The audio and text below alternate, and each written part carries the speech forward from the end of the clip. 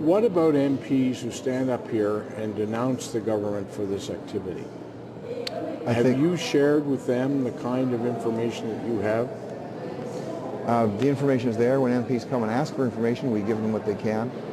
But anybody who would stand up and say that being vigilant against terrorism and terrorism fundraising is a foolish thing to do, I think that's a foolish position to take.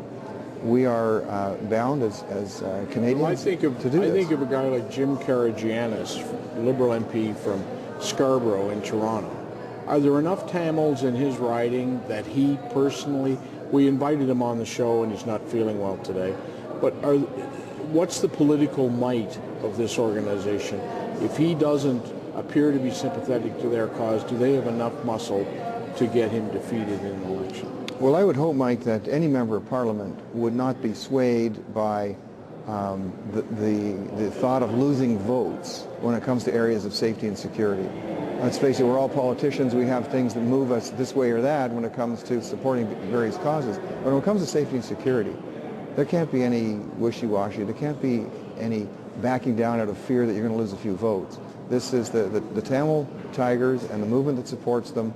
These are very real organizations that kill innocent people in non-military settings, and we can't have that happen.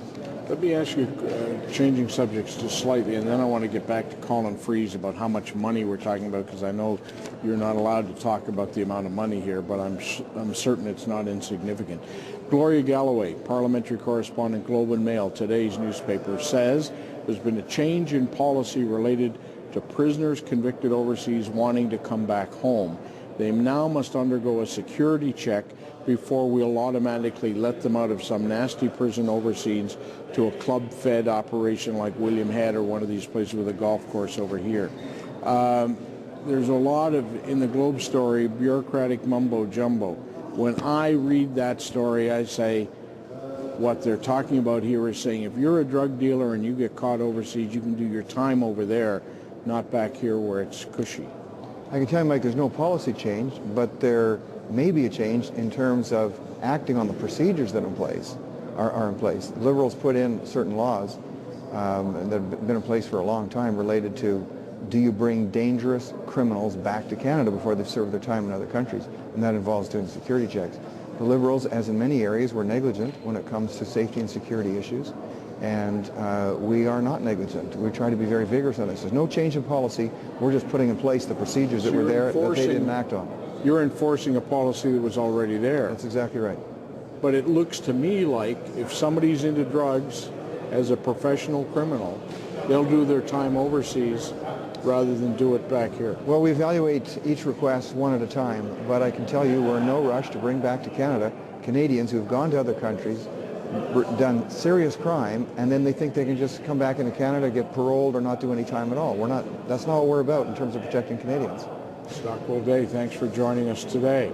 Colin Freeze, if I can slip back to you, on the money side of the World Tamil movement, are we talking hundreds, thousands, hundreds of thousands, millions? What kind of money do you think they're generating here in Canada?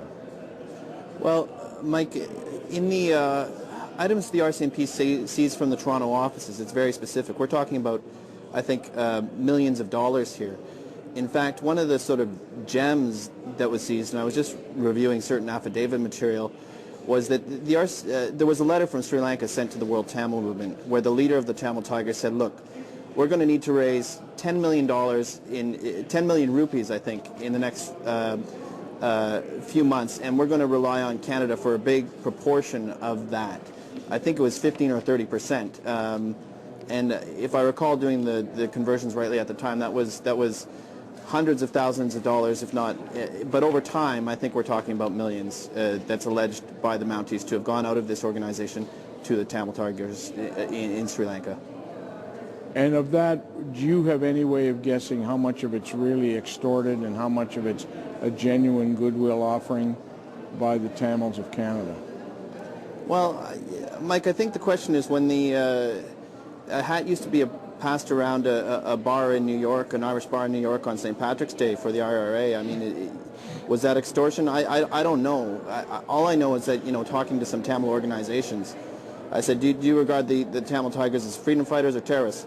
A fair amount of people here do regard them as freedom fighters.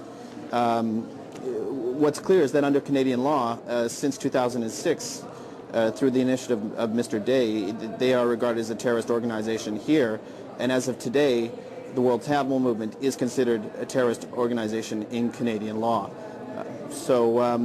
You know, is it extortion? Is it involuntary? There's evidence to support both, but I think after today it'll be much harder for people to give money to the World Tamil Movement. Colin Freeze, expert on national security, thanks so much for joining us from the Globe and Mail in Toronto. Appreciate your expertise. Stay with us. Coming up next on Mike Duffy Live, we're going to look at that terrible prison break